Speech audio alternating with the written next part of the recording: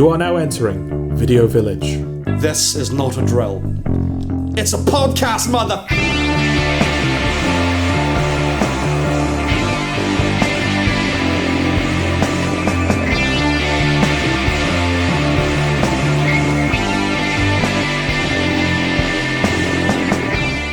Coming up.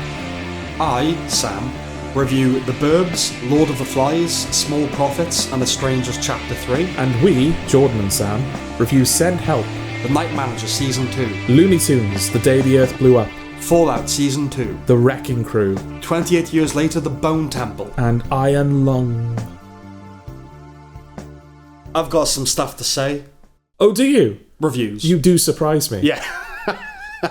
Well, am I usually not the loquacious type? No, Not usually loquacious, but I verbose, certainly. have to struggle. I have to Struggle to get a word out. Yeah. Yeah. Okay. Well, fuck you. So we'll begin with The Burbs. Burbs. Yeah, which is Peacock, Netflix, one of them. All right. TV show. It's a reimagining of the 1989 Joe Dante comedy, which I have not seen. Tom Hanks is in it. He makes like kind of a quasi cameo in this. Okay. As far as I know, it's not the same story. It just retains the mysteries in suburbia construction. So people move into a new area, funny, maybe dangerous goings-on kind of thing. There's not a lot to say about this. In the end, it's just like capital O, okay.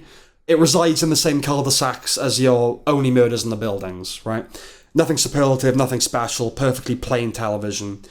The episodes are around 40 minutes long. They should be 20-ish. Yeah. Keke Palmer plays the lead, and I do quite like old Keeks in general. Her husband is played by Jack Whitehall, who I find hard to take. Okay. I don't know about you. Are you a fan of Whitehall? I guess I've never really thought about him that much. Okay, so you're ambivalent about Yeah. Whitehall. And there's a cool dog. The fact that... This seems to be a running theme. Yes. You got to point out if there's a cool dog. Yeah, but I noticed you're keeping those reviews to yourself. You're not making me aware of the shows and the films with the cool dogs in them. Okay. The fact that Keke Palmer is the lead might suggest that the new ingredient that's been added to the stew is race. But I'm not bringing that up for the usual reasons. I was all prepared to say, yeah, race. That's what this IP was missing. I mention it because far from the demonization of Caucasia and affluence that it could have been, the show actually ends up partly functioning as a rebuke to regressive left ideology. Okay. I don't think the racial stuff was needed, and there were moments that bugged me, and I initially started writing this review with the intention of singling those out while complementing the broader shape. Yeah. But when I look back at those moments, I realised that some of them have been deflated by context. Okay. Further context. It was a small exercise in stepping back, apprehending the big picture, and instructive in the importance of giving a thing a moment. Do you know what I mean? Okay, yeah. Unfortunately, the second sentence uttered in the show's opening moments was a turn-off. Right. Something about white picket fences being microaggressive. Okay. If, like me, you're prone to be alienated by such eye-rolling fare, it could be a problem. I can see people just tuning out instantly, like, no, fuck that. Yeah. But it did stick out, and I think that's because... Am I right in feeling that we've been leaving that stuff behind? Yeah, I feel like I'm noticing it less. Yeah. Yeah. If it ever goes away entirely, it won't be for a while. But it doesn't feel like we talk about wokeness as much as we used to. No, and I don't feel like we're making a concerted effort to stay away from that stuff. No, absolutely not. No. And it felt like a throwback to 2017, like, oh, microaggression. Remember that? Yeah. Anyway, Palmer's character, Samira, asks her brother, am I a bad mum for bringing my melanated son out here to, white suburbia? Right. And he responds with something like, oh yeah, good schools, low crime rates, you're terrible. So I was like, oh, good, okay. You might be annoyed by a character that would ask that question in the first place, but at least the response is healthy.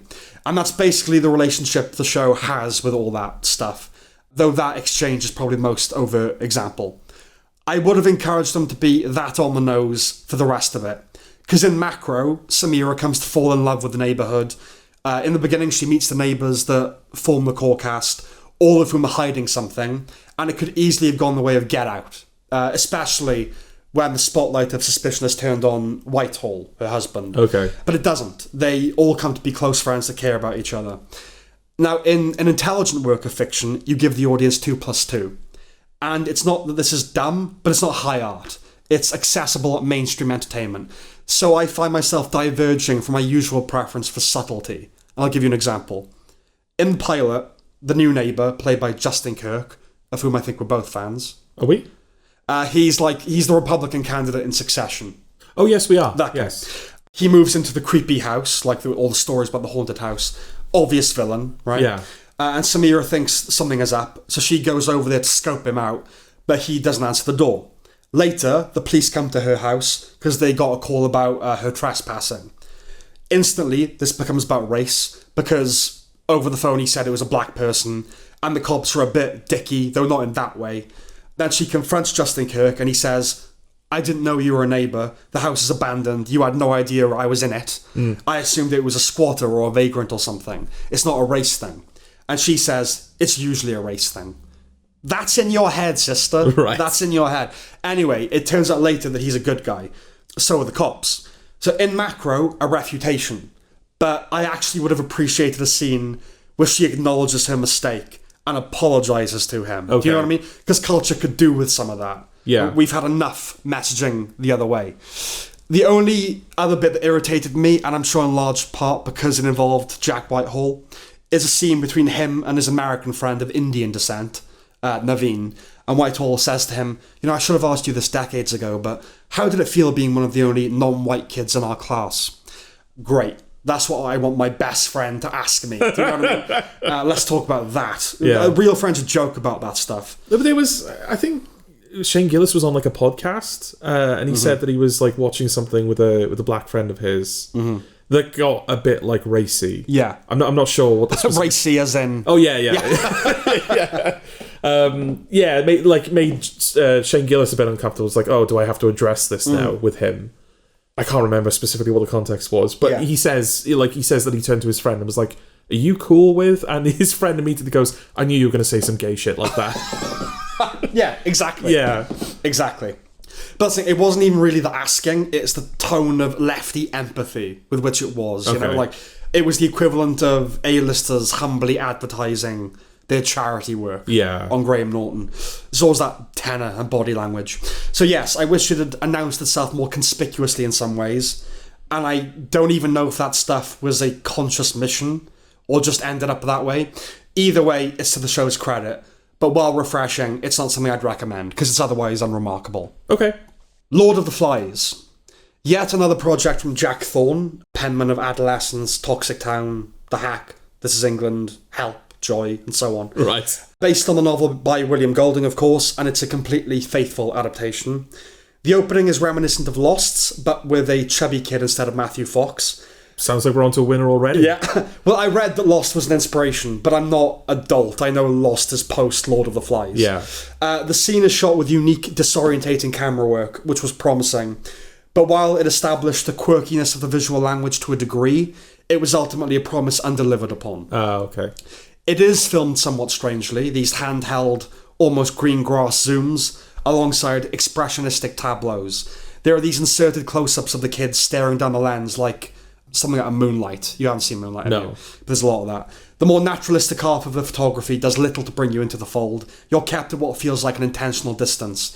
With its soundscape, occasional flights of filmic fancy, and idiosyncratic score, a score which evokes the period, but moreover the cinema of the period, unsubtle, sweeping, similar to some of Johnny Greenwood's work with PTA. You're really made to feel like an outside observer, cursed with the intuition that terrible things are coming. There's a sense of something deeper, something more. And while not nearly as haunting or uncanny, it made me think of Picnic at Hanging Rock. And you've seen the opening of that, haven't you? Yeah. Do you remember the score? And it's like, oh, okay, what is this weird world I'm in suddenly? Yeah, I remember. All that said, when you settle into its relatively off-kilter presentation, it really is just Lord of the Flies. The kids are, unfortunately, kind of annoying. They're posh public school boys, so they're off to a bad start. Yeah. Granted. But even the Northern Irish piggy, trying to be all precocious. Whether there's any homoerotic tension in the source material is a matter of interpretation, or indeed, eisegesis, or, as I'd call it, paradolic exegesis. Why? I really wish I could put that into the Lexis Center, but it's basically eisegesis, which is, do you know what exegesis is? No, talk me through it. Exegesis is interpreting from a text. You're drawing out the meaning. It's usually used biblically. Okay. So your exegetical approach, like how do you take the content and interpret it? And eisegesis is imposing your own interpretation on it before. So you go, oh, that was a gay allegory. No, mate, you're just gay. Do you know what I mean? It's bringing your own kind of biases to bear on a text. Okay. So I call it pareidolia exegesis, because pareidolia is when you see faces in clouds. Oh, like, right. No, you're just seeing that. Yeah. You know what I mean? But yeah, here Thorne leans into the homoerotic stuff a bit more with the character of Simon. There's a lot of day for night footage. They tried to compensate by making the colour grading a bit abstract and psychedelic, but there's no getting around it. And not to sound like a wanker, as though pareidolia exegesis didn't do the job. The final nail in that coffin. Yeah. But one's a prisoner of knowledge on this one. They obviously couldn't film with child actors past a certain time. Yeah. You know? And when you know that, it's like, I just know all the night stuff is day for night, and it looks it, you know? Okay. There are, and not for the last time this episode, CG balls. Okay. Both cases involve a great deal of porcine splurt. In the thing we're going to talk about later, I think the suitability of the CG can be defended. Not here.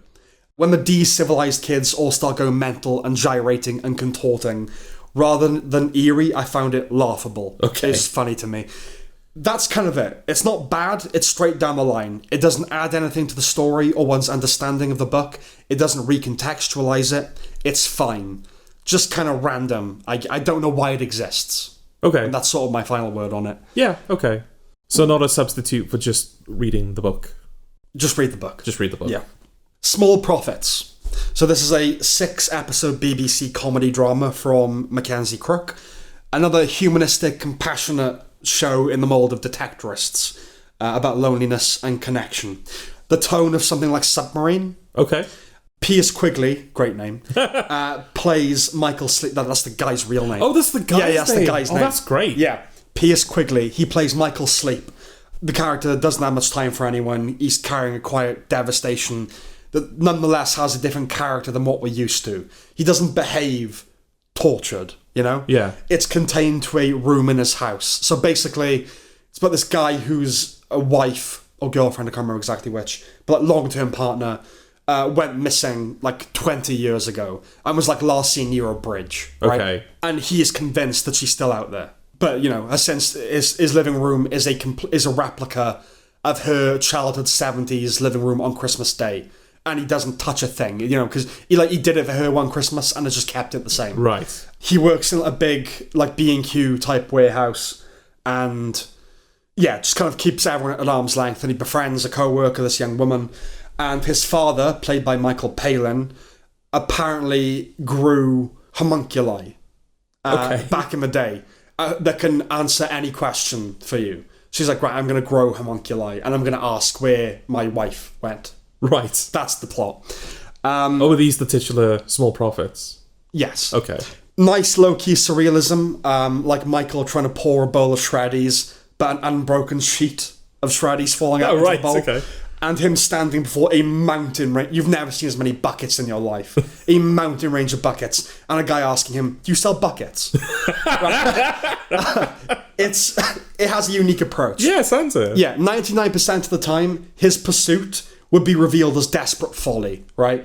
It's a coping mechanism for trauma, like Lars and the Real Girl or Marvin Call. Do you know that? Where a guy built a little city as a way of coping with loss. Oh. It was a documentary that then they made into a film called Welcome to Marwan with Steve Carell. Yeah, that's what it was, okay. So, you know, of course the homunculi aren't real, but his attempt to create them will itself give way to some semblance of peace.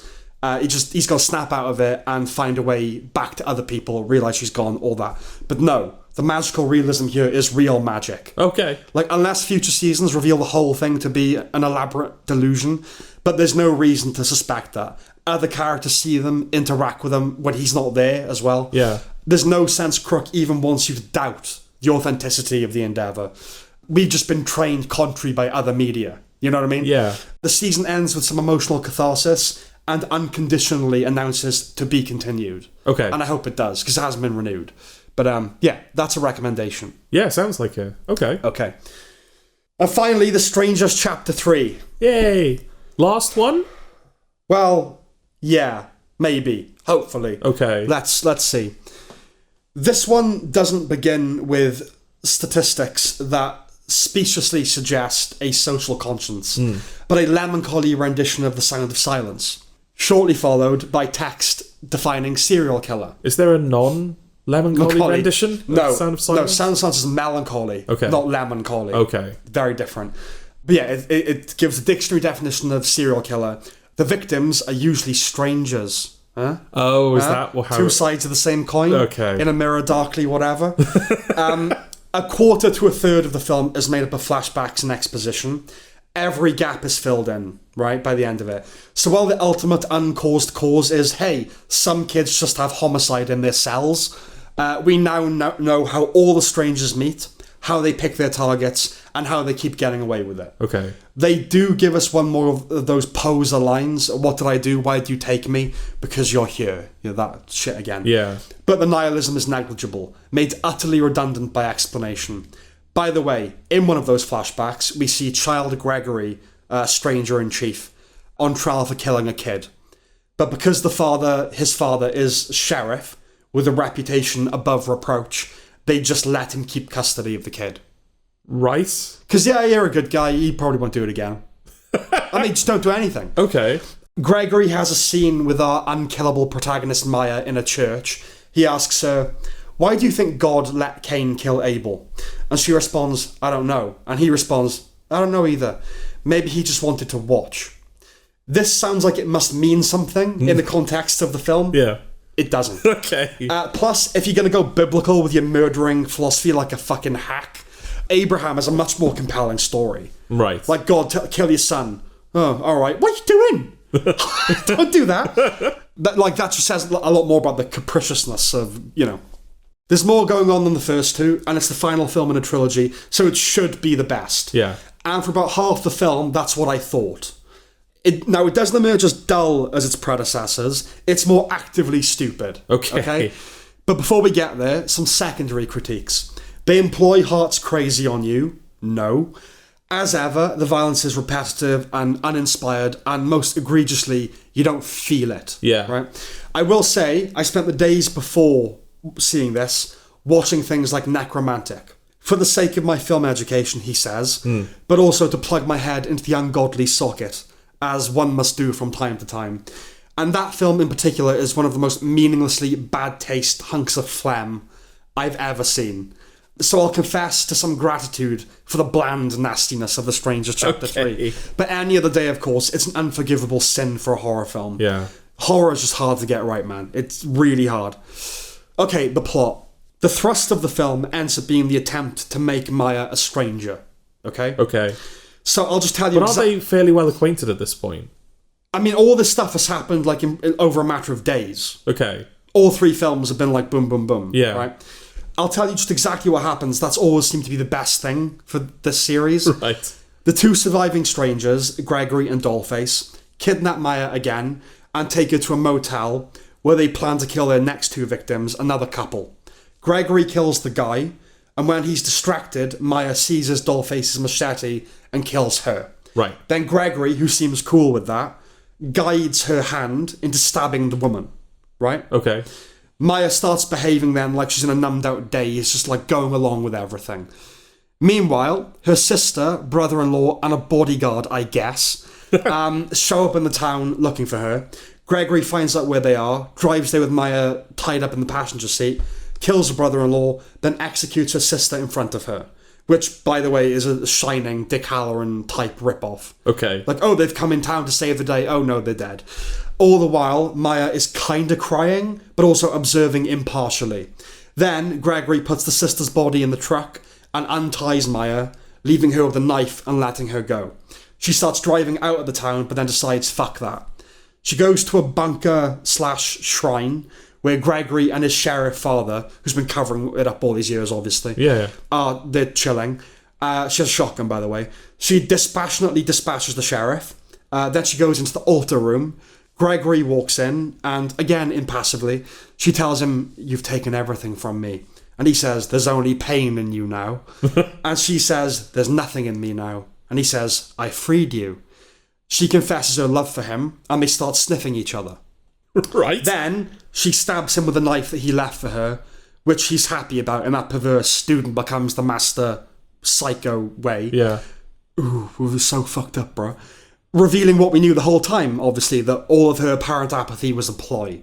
As he's dying, he says to her, "You're like me now." And she says, "Maybe," apathetically. Then she leaves, his mask in her hand, and that's the end of the film. Okay. Here's the thing. There are a few instances where Maya could have killed Gregory earlier in the film. Whether her failure to do so is a result of the ambiguity they wanted to create, or plot convenience, is up to you. Whatever the case, she doesn't seize those opportunities. I know she's been through the ringer a bit, but watching your sister being killed in front of you without responding is next level poker face. Yes. Like, that's a steel poker face. Yeah. So that defies belief. And when she kills Gregory, the facade doesn't slip. She doesn't crack. There's no sense of relief, no catharsis. Do you know what I mean? It's like, oh, she's been playing along. Then when she finally kills him, it's like, yeah, die, you fucking motherfucker. Yeah. No. The upshot does genuinely seem to be she's been denuded into being one of them now. Okay. Because in the end, aren't we the strangers or something? It's one of the most ridiculous fucking character arcs I've ever seen over the course of a trilogy. Okay. It's awful. Oh yeah, this is a trilogy now. It's a trilogy. Yeah. So yeah, I pray that we're done. They claim it's over. The ending, even in its preposterous vagueness, is definitive. Or the start of another saga, or blogger, as I'm going to call it. Top to bottom, this is one of the worst series of films ever, certainly on the professional level. In the final breath, profoundly dumb, and in every breath former, deeply tedious. There's talk of merging and screening all these films together with an intermission. Take some fucking pity on us. And indeed, we can now start talking about our mutual reviews. Send help.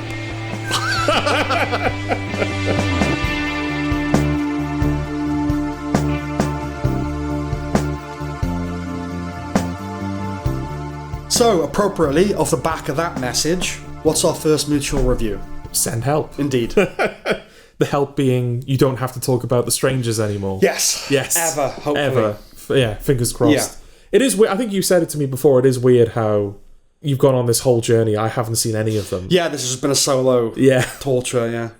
But anyway, we're talking about Send Yes. Help now. Sam Raimi's newest comedy / horror / Sam Raimi film.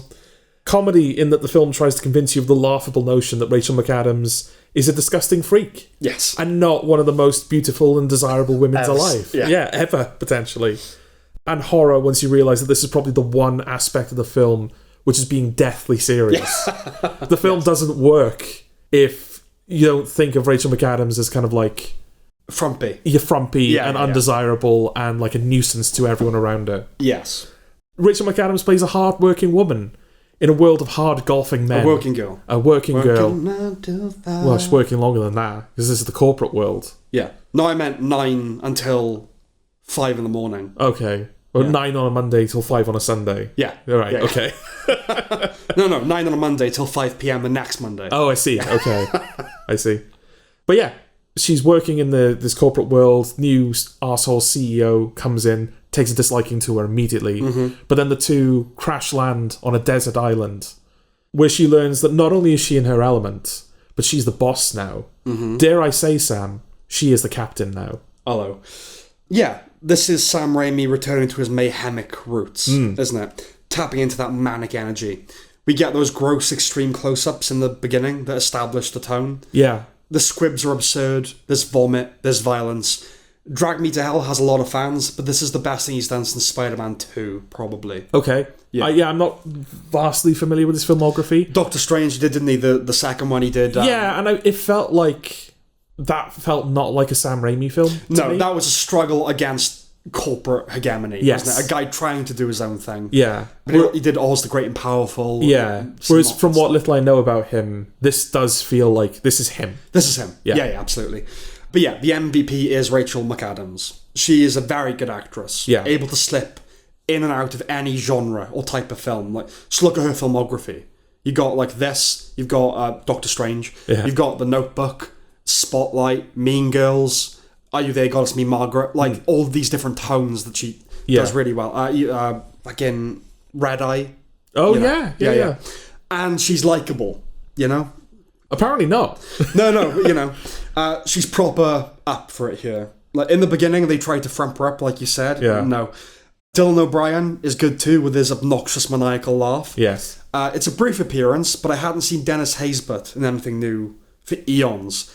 I thought he was dead, actually. So my bad. Which one's he? He's the black, boss at the company. He's only in the beginning. Right. Okay. Yeah. The president in 24. Yes. Yeah. Yeah. That might be why I thought he was dead, to be honest. Because he gets killed in 24. Yeah. Spoiler. Literally 20 years, I think, this year.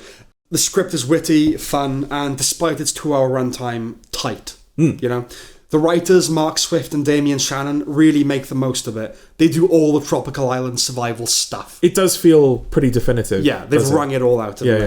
This is something of a marked upswing for them. They've written 4 scripts over 20 plus years, starting with Freddy vs. Jason, which seems to be undergoing a kind of reappraisal now. Oh, don't they all? Yeah.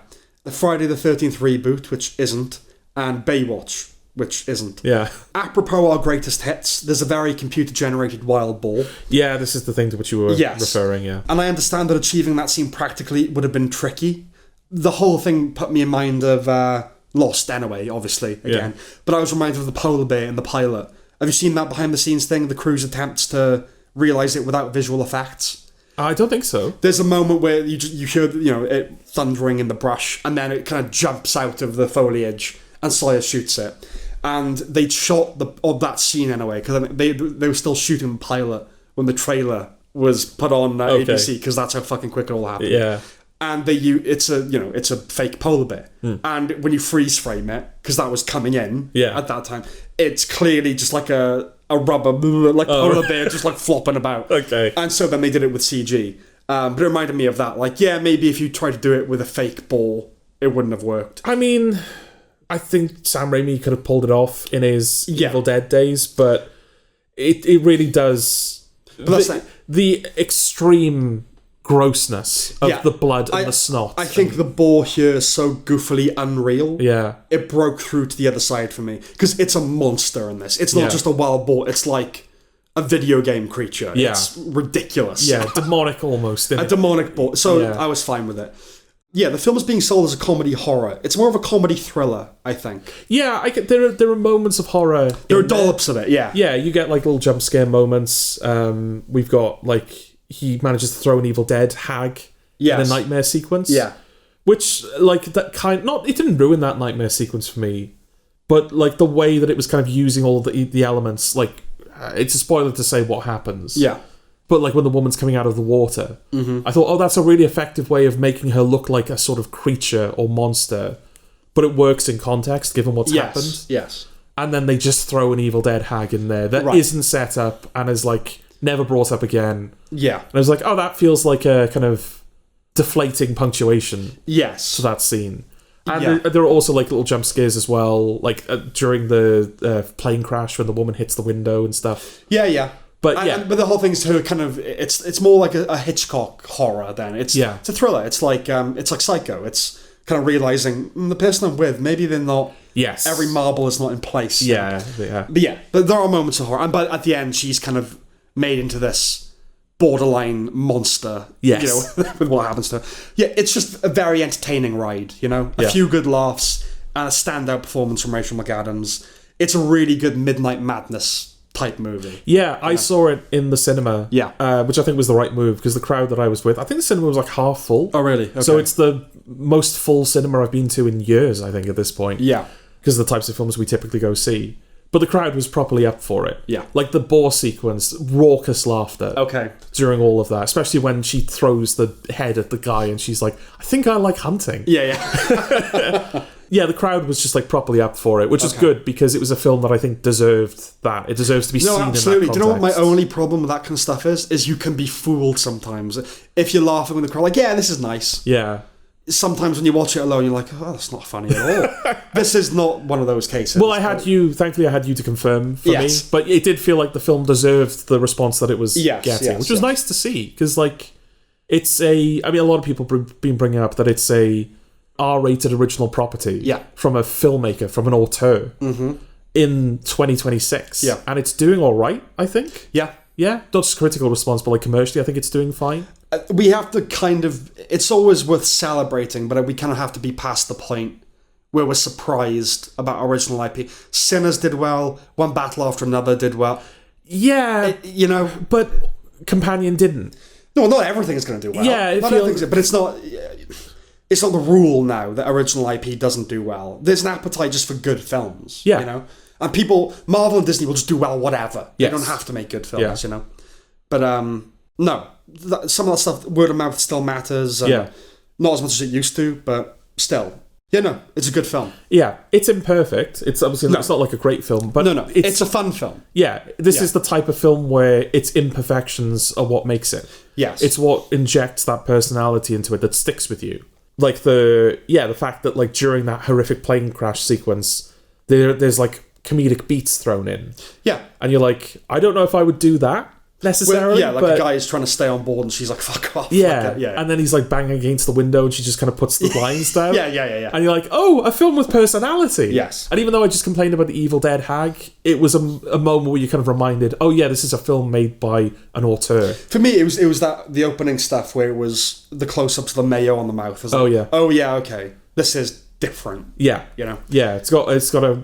Considering that he's not directed much recently... Like, I thought he was done. I was surprised he even did Doctor Strange. I was like, why would you come back to do that? Yeah. But maybe he did that so that he was able to do this in some capacity. Yeah.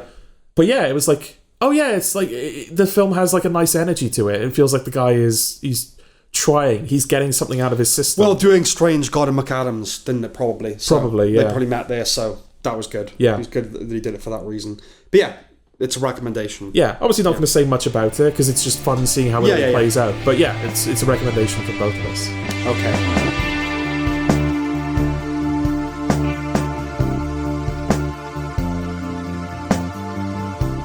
The Night Manager Season 2. I'm going to throw some names at you, Sam. Go on. Gene Wilder. Yeah. Muhammad Ali. Yeah. Prince. Yeah. Anton Yelchin. Yeah.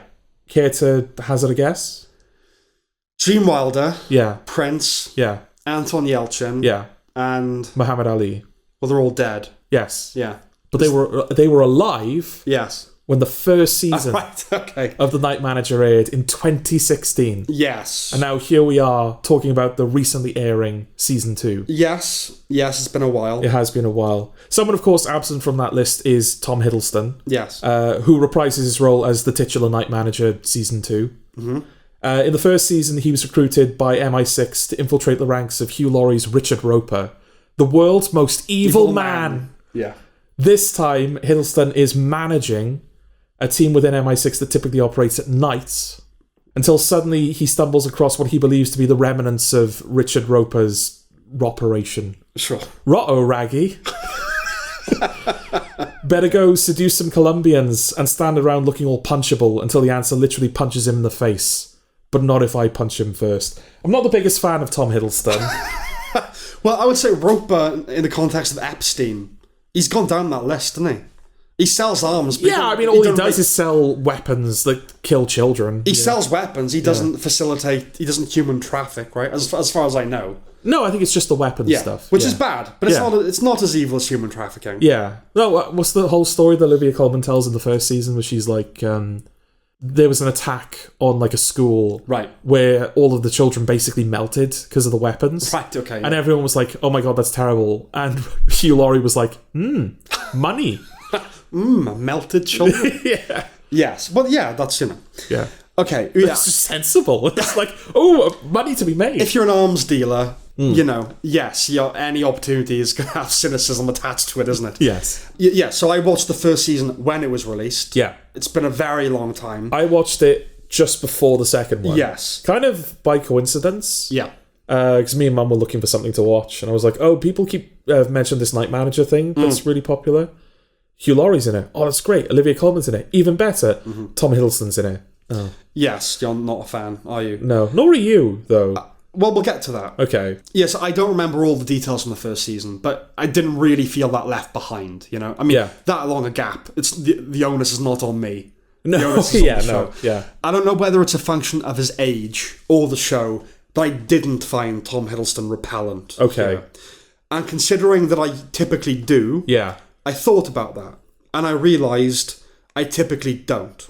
I find him insufferable on the chat shows I've seen with his false modesty and insistence on demonstrating talents he doesn't possess. Yes, my mother always brings up the dancing. Well, the dancing most certainly, but him doing a Robert De Niro impression to Robert De Niro. Yeah.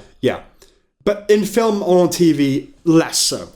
I was thinking, I was like, as an actor, I don't think he really pisses me off that much. It's Tom Hiddleston that pisses me off. Do you know what I mean? Well, that's interesting because it's very much the same with us, with my mother in particular. Because she brings up all that stuff as well. But we were watching it, and I think it was like the third or fourth episode into the second season. She paused the episode, right, and she turned to me and was like, "Okay, what's he doing wrong? That I don't hate him. Yeah, is he even doing anything wrong? Because I can't tell. I just hate that he's there." Oh, right, okay. So she still hates him. So we had to we paused the episode to discuss why isn't Tom Hiddleston working for us. I think honestly, it is just that you don't like him in life. 'Cause he's not doing anything wrong in the show. I really don't think so. I diagnosed that. I was like, I don't think he's doing anything wrong performance-wise. It's like Patton Oswalt. He's not doing anything wrong. You just don't like him. No, he is a problem. But yeah, I can't point to anything in Tom Hiddleston's performance that is wrong or bad or misjudged. Yeah. But I think him playing a character like this, a kind of James Bond figure, it kind of requires you to like the guy.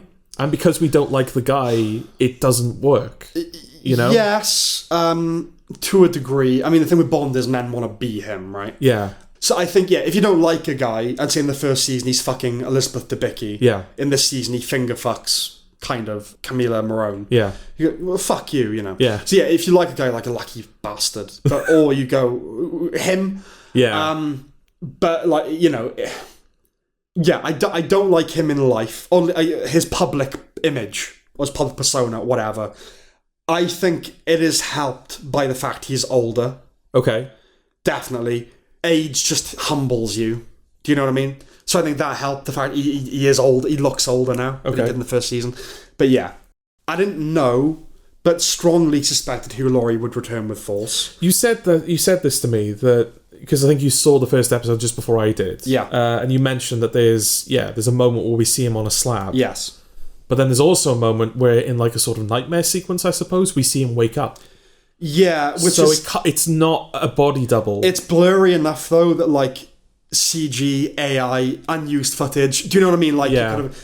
But I thought, you don't bring an actor of his caliber back for just a cameo. Yeah. No way. And Olivia Colman as well. And I guess she ends up not having as big a role in this season. But to have them both in the same room. Yes. It's like that no. Yeah. We know too much about TV and how TV works. Again, it's like the Lord of the Flies thing. You're a prisoner of your own knowledge. It's like, no, Yeah, I honestly think Roper is up there with House in the quality of the performance. Oh, right, okay. I know House is one for the ages. But I think it's the best Bond villain since Bardem. Okay. Without being an actual Bond villain. I think when he finds out that it's Pine behind everything... Oh, spoiler alert, he's not dead. Yeah, he's not dead. When he finds out it's Pine behind it all, you really do feel the gravity of that threat. When he gets the thing out of the fax machine, and he has that look, you're like, oh fuck, okay, this shit just got real. Yeah, he's not a guy you'd want to cross, and I totally believe in that character. I believe that he could engineer a coup. Okay, do you know what I mean? Episode 4 is the watershed. I think it will be for a lot of people. The scene between the two of them at the restaurant, I liked it. It was good. Yeah. And this is where they do make some powerful hay of the time that's elapsed. You know what I mean? It's like, I remember we always bring up Twin Peaks, like the third season, like, it's about the passage of time. It's like, how could it not be? Yeah. It's been 27 years or whatever. And 10 years, you got to do something with that. And it's like this hatred mixed with respect that's been simmering all these years. Hateful respect, I similarly enjoyed the encounter between Olivia Colman and Indira Varma. Similar type of face-off kind of thing. And the former's death at the end of the season was rather devastating. Yeah, especially given how almost flippant it was. Yeah. No build-up to it. She's just dead in a field. She's just dead now with her kid. Yeah. Camila Morone is a, let's say, welcome attraction. Attraction being the operative word. Diego Calva is a fine addition, and he goes in unexpected directions. Yeah. Such as death. But this also... This is a spoiler review, it turns out. Yeah. No, but I just, that thing of turning him against his dad, okay, that's not quite what I thought was going to happen. Yeah. like something else we're reviewing later, it's less vibrant and less memorable than its first season. Less emergent, you know? This is a plague that dogs second seasons of things that were originally designed as miniseries. Yeah. And it's true of the first half, certainly. Capable enough though it is. I think Roper's return demonstrates just how much was missing from the show, you know? Because it notches up as soon as Hugh Laurie comes back. It does, but it does kind of demonstrate that, like, oh, this is not a show with longevity. No, it's Pine v. Roper. That's what The Night Manager is. It's not Homeland where, you know, it lost Brody and then just kind of went from strength to strength, you know? Yeah. It needs Hugh Laurie. By the end, I must admit, I was enjoying its old school goodies and baddies action thrills. I like... Sometimes I enjoy that lack of moral greyness or ambiguity. No, Hugh Laurie is the bad guy. Tom Hiddleston's the good guy. Yeah. It was renewed for seasons 2 and 3 together, right? So while it's a low point akin to Infinity War, I do admire the choice to end the season on a note of loss and defeat, you know? Yes, but speaking from a position where I didn't know that it had been renewed for a third season, when that ending happens, and all the good guys have lost, and all the bad guys have won, you do kind of sit there going, well, it's not over. Yeah, of course. They haven't ended it, so... Of course. But like, that's just the nature of storytelling anyway, right? Any season of TV that ends on, like, fuck, you know there'll be more of it. But it should have been... I don't know, maybe this is a product of the fact that we weren't enjoying Hiddleston, and so that was damaging the show a little bit. But it wasn't... I imagine the desired reaction when you have an ending that is as definitively devastating as that. Yeah. You're supposed to go, oh, shit, I was not expecting that. Right. And we just kind of went, okay... Okay. Why? What a strange place to end it. It's not so much... Well, if you didn't know it was a season 3, then that would be a very strange place to end it.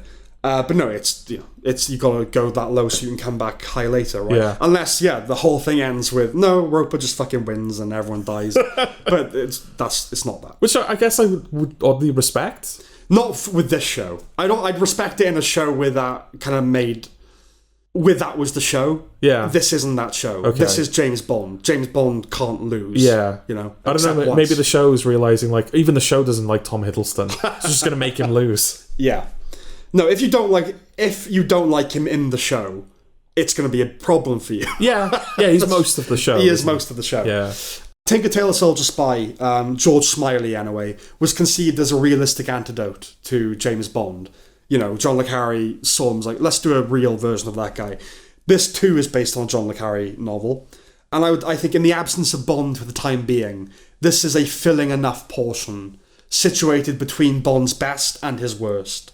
And it's closer to his best than his worst. Okay. I'm not saying it's nearly as good as Skyfall or anything like that, but it's better than mid or bad Bond. It's better than those.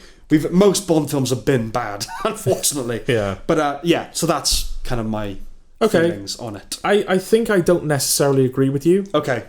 And I think it's mainly Tom Hiddleston, because I don't disagree with you in terms of Hugh Laurie. No, that's it. If you don't like him, that's it. You're fucked. Yeah, it does. It does damage the show. Unfortunately, Hugh Laurie, it is a good performance. Yeah, and I guess there's nothing about the way that it's made that I dislike. No, it's the equivalent of... You know what? I like a lot about the James Bond films. I just don't like James Bond. Yeah. Well, okay, then maybe it's not for you. Yeah, that's kind of... No, I totally respect your take, because going into this, was very much in the school of, I can't stand Tom Hiddleston. Yeah. So I'm glad for you that you were able to get over that and enjoy the show underneath that. I thought about it, was like, do I hate him? It's like, no, I hate... Yeah, I hate him in life, you know. Yeah. Chalamet, I suspect I hate, but we had to admit he's really good at Marty. But that's the thing. It's not the same thing. Yeah. It's not the same thing. Okay. It's not like this was such a great performance that broke me out of my stupor. Yeah. No, it just made me think, like, I don't hate him in this. I think there aren't many films or shows that I have liked that he's in. Okay. He hasn't been in many great things. Yeah. I think he's fine. He's low-key, that works. That's kind of it, really, for Hiddles. Yeah. He's not been in many good things. So, make of that what you will. Okay. I suppose.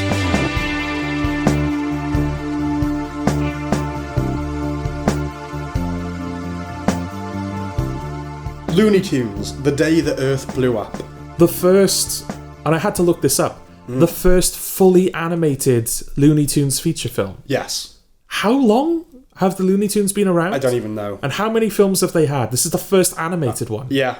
That's mad, right? I think Back in Action is the only one that I can remember seeing. Back in action, if you count Space Jam. Oh, yeah, okay. I guess if you count Roger Rabbit as well, because they're in that too. Yeah. But yeah, I guess they've always been either co-stars in something, or it's been live-action hybrids. They've never done a fully animated one. But now they're the leads. Now they are the leads. It's interesting as well, because this film almost never... Well, it came to be, but we almost never saw it, right? I think it was treated as like a tax write-off, essentially. Yeah. But then they screened it somewhere, I think, just to justify the cost. And it got a very positive reaction. Yeah. So its cinematic release was increased in scope. Yes. Continued to get great reactions, and now it's an international... It took a while to get to us. Yeah, I think a couple of years ago it came out. We're the last major market in the world to get it. Yeah. I think, weirdly enough. But it we did. But we did. Yes. The film stars Daffy Duck and Porky Pig. Mm-hmm. And I chose that specifically because one of the things I like about Looney Tunes... You wrote it. Yeah, I know. No, I mean, you wrote the film. No. It's in my introduction. I put that in deliberately because one of the things I've always liked about Looney Tunes, and this is kind of true of like old Disney as well, is Bugs Bunny, Daffy Duck, Porky Pig, all of the characters, they're not characters, they're actors. Sure. They're treated like actors. Yes. Bugs Bunny will be in a cartoon where he's trying to outsmart Elmer Fudd, and then in the next cartoon he'll be like a conductor. Yeah, it's a show. It's a show. That's all, folks. Yeah. It's a show, yeah. In this thing, Bugs Bunny is playing this role. Yes. Now in this different thing, he's playing a different role. Yes, that's right. And we don't really get that anymore. No. So I thought, that's kind of a nice way of treating those characters. So in this, the film stars Daffy Duck and Porky Pig, and they are roommates. Oh my god, they are roommates. One night, an alien meteorite... As opposed to a terrestrial meteorite. Yes. A local homegrown... Yeah. I think that's just throwing a rock. Neighborhood meteorite. Yeah. Smashes the roof on their house. Yeah. And they're told by the Neighborhood Watch or whatever petty organisation that big-titted woman is supposed to... It's the Neighborhood Watch, but there's a dash after the neigh. Okay. So it's like horses or something. Yeah. She tells them that they have about, I think it's like 10 days to raise the funds and repair their roof, or they are out on their bums. It's amazing how many films are about having to fix a roof. Isn't it? It's there's a lot of like, oh my god, they're going to close the community centre, and we need to patch up the roof. Let's go and do this competition to fix the roof. That's like a go-to thing. There was some we saw recently that did it. I can't remember what now though. The Thursday Murder Club? Maybe it was that. No, that was the home's going to get bulldozed, which is another one. Like Ali G's, the community centre is going to get raised. Well, yeah. Jafakin, the nursing home. The Simpsons movie, I think, did it. Yeah. Yeah, I think the reason they do that, we kind of theorised, was that because it's a film, you need to raise the stakes. Yeah. And so the only logical stakes are, the environment in which this thing usually occurs is threatened. Away. Yes. Yeah. Yes. But this is just their house. And it's just their house. It's not even a well-established house. No. We've never seen this house before. But yeah, they got to repair the roof, otherwise they're out on their bums. And so Daffy and Porky enter the workforce just as ALIE, aliens, are taking over the world. Indeed. Well, I attach a fondness to Looney Tunes. As do I. Porky Pig and Wile E. Coyote are good things in my brain. Yeah. Though I don't know how much of it I ever saw as a child. It's one of those, it's like a lot of like early TV. Yeah. I never sat down to watch it. It was just syndicated enough that I picked it up through osmosis. It's just there, yeah. Friends, Scrubs, this stuff. Yes. Yeah. And I've only seen the odd clip as an adult, you know? So I don't know what I expected. The animation's fluid and fun and old school. I couldn't quite tell if there are hand-drawn components to this or whether it was achieved totally digitally. Yeah. But I don't know. I think the feeling of it is authentic enough that I don't mind if the practices weren't authentic. Yes. Yeah, absolutely. It's kind of like with... slippery slope, but I know what you're saying. Yeah, like obviously I don't want them to use AI or anything, but it's like with Aardman. Like they don't use clay anymore, right? They use... But they make it look like they use clay. Yeah, and Nick Park says he still makes a point of pressing his thumbprints into the model so it still feels authentic. Yes. It's like, okay, if you want to modernise your techniques to make it easier, but you're still making it feel like the thing, then that's fine. I'm okay with that. Knowing it does rob it of something. Like, it's nice knowing that Chicken Run is actually... But whatever, yeah. I found the sequence of them being fired from various jobs entertaining. Yeah. But yeah, not on board with the modern satire of infinite coffee varieties and influencers and getting cancelled. Yeah, it's interesting, isn't it? Because this film is a 1950s alien invasion movie. Yeah. And it borrows that aesthetic as well. Everyone is wearing clothes that make them look like they're from that era. All of the houses and everything are designed to look like it's from that era. I mean, Looney Tunes are timeless. They're not a product of the 50s. They're just a product of time. Yeah. You know, they could have come around at any point. But a lot of 50s entertainment is timeless. Like, even the look, which is antiquated. Yeah. Because of mass media. If you see something like a small town where the men are wearing suits and hats, you don't really blink. Because, that's just America. Yeah. You know? Exactly. Yeah. So it does clash a little bit, like you said, with the modern... They do try and throw those modern injections into the... And then they don't. You'll just go back to, like, it's about gum. And it's like, okay. Obviously, they want to keep things current. And children are the target audience, after all. Yeah. So they're going to respond to those kind of things. But, well, I don't care. Yeah. You know? Rare as it is that I connect with children's films or cartoons, they're typically, unless they're The Incredibles or the first Spider-Verse or whatever, they are typically at their best for me when they poke through the fog of frown, right? Okay. And remind me it's still possible to be charmed. So that's typically a good animation will do that, unless it goes the extra mile and is The Incredibles, you know? Yeah.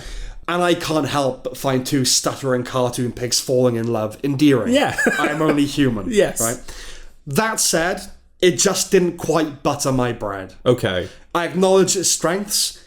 It just wasn't made for me. Okay. That's really what it comes down to. But I appreciate it. Yeah. And I know it's a good thing. It's just not for me, that's all. Yeah, and I hope that it makes a bit of a difference. Like, in a way it already has, because... Coyote versus Acme. Yeah. That was dead and buried. That was a tax write-off that never even saw the light of day. Yeah. And then following the success of this, it's now coming out this year. Yes. It's like live-action hybrid, so it's not in the mould of The Day the Earth Blew Up, but it's a positive thing that film's release has generated. We'll see. We'll see. Yeah. We hope. Maybe there'll be a good reason. That sometimes producers are right, you know? Sometimes, we know this. Yeah. But outside of that, I hope that this means this is a good thing for the industry. Yes. Because one of the films that didn't make it into my bottom 10 of last year and I was disappointed about was Fixed. Disappointed it didn't make it into your bottom 10? Absolutely, because it deserved to be represented, because it was the only hand-drawn animated film that came out last year. And that's the type of thing where it's like, that should be celebrated. From a revered practitioner. Yeah, someone that outright refuses to leave those practices behind. It's like, you're probably the only guy in the industry at the moment, or one of the very few, that has the power in the service of dog dick jokes. Yeah, to keep this thing alive. And the film was, to pardon the pun, dog shit. Yeah. So it was like, right, I'm criticizing you because you were an ambassador here, whether you wanted to be or not, and this is what you came out with. Whereas now I think it's how black people feel about, like, Bill Cosby. It's like, dude, come on, we're relying on you. So, yeah. So yeah, I kind of hope that The Day the Earth Blew Up does gain some traction, and enough people look at it and go, "Oh, there's still a market for this." Yeah, you know, because I enjoyed it. It's not a perfect film. It's quite light. Yes. Yeah. It's not a lot there. No, you know. It's light entertainment, but it to a fault. Like, it kind of knows that. I am surprised at how badly it's been received in the UK. That is a surprise. Yeah, there's such a disjunct between... I remember when Wicked Little Letters came out, and we didn't like it over here. Yeah. And it went to America, and suddenly it was fresh on Rotten Tomatoes. And this is still fresh, but, you know, Americans liked this. And then it came over here, and we didn't like it. Yeah. Same response, but it is just so interesting that there are these certain films that really are polarized across a shared language. Yeah. Do you know what I mean? So, is it just a case of there was more build-up for us, maybe? It's like, oh, there's this Looney Tunes film who knew out. about it? I mean, you knew about it because you're the cartoon guy. Yeah. But, like, no one knew about this. No one was, you know. So, yeah, I don't know. It's really bizarre. I don't even really know what the main criticism is. Maybe it's just, like, nothing, you know. Yeah, maybe. I don't agree with that, but, you know. Yeah, no, it's decent. It's for kids, you know. Yeah. Yeah. And there are things to appreciate if you're not a kid. Yeah, exactly. Yeah, the animation is to be appreciated. I enjoyed the performance of the alien. Right. I kind of like voice actor performances like that, where they're just so much. Yeah. Like, you could see you could hear the voice actor losing his voice in real time. Yeah. I like those performances. I will say that you can't tell, because I rewatched this not long before we reviewed it, because I saw it a while ago. Yeah. There's no indication that the alien is not evil right up until it's revealed that he's not evil. Of course, yeah. And of course, you just laughed because I imagine this is the type of film people go, well, that doesn't matter. Yeah. Yeah, I suppose it doesn't matter. But if they'd done that, like if they'd successfully planted hints that he wasn't evil, yes, we would celebrate that about it. It's like the Lego movie, isn't it? Yeah. Like that, the Lego movie has a logic to its universe that is instantly understandable and that the film sticks to. Yeah. And we had this discussion during Barbie. Barbie doesn't. No, don't know what the fuck the rules are of Barbie. Yeah. And everyone was like, well, it doesn't matter. It's like, yeah, well, it didn't matter in the Lego movie, but it did it anyway, and we celebrate it for it. Yes. It's not a hill I'm willing to die on or anything. But also, just very quickly with the Barbie thing, yeah, that's all well and good, but then if I'm not going to take you seriously, but you want me to take, like, your politics seriously, and yes. No. Get the other things right then. Absolutely. Yeah. But yeah, like in the case of the alien from The Day the Earth Blew Up, it's not a hill I'm going to die on. It's like, it'd be nice if you could kind of guess that he wasn't evil, but whatever, you know. Still get to enjoy Daffy Duck and Porky Pig doing what they do best. Yes. That's Donald Duck. What you probably fell below the noise gate there. Do you want to try and... No, I'm not going to now do a Donald Duck impression. Okay. Despicable. That's Daffy, right? That's Daffy. Yeah. What's Porky? Yeah. There you go. All right, should we move on? Okay.